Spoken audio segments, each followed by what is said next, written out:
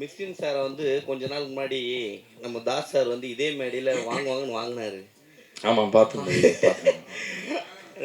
இதே இடத்துல என்ன அவ்வளோ பெரிய ஆளா அப்படின்னு கேட்டவர் திடீர்னு அவருக்கு நடிக்கிற படத்துலயே அவர் வில்லனா நடிக்கிற படத்துலயே இறக்கிருக்கீங்களே, அவர் வாய்ஸ் எப்படி சூஸ் பண்ணீங்க? அவர் பாடுவாரான்னு முதல்ல இது பண்ணீங்களா?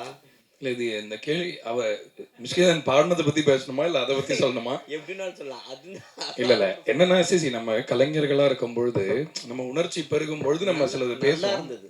ஆமாமா இல்ல என்னன்னா அதான் அது ஒரு இஷ்யூ சார்ந்து அவர் பேசினாரு. பட் தனிப்பட்ட முறையிலலாம் அப்படி எதுவும் இல்லைன்னு நான் நினைக்கிறேன். அவர் அப்படியும் சொல்லவும் இல்லை.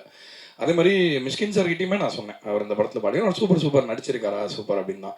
ஸோ கலைஞர்கள் என்னென்ன இப்போ பொதுவாக வெளியிலேருந்து பார்க்கும்போது இவருக்கு அவர் போட்டி அவர் இவரை சொல்லிட்டாரு அப்படின்றதெல்லாம் வந்து ஆக்சுவலாக உள்ள எதுவுமே இருக்காது.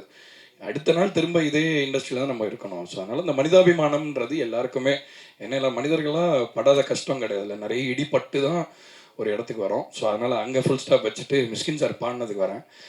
எனக்கு வந்து பொதுவாகவே முதல் படத்துலேருந்தே அவருடைய வாய்ஸில் ஏதோ ஒரு நல்ல மியூசிக் சென்ஸ் இருக்கிற ஆள்.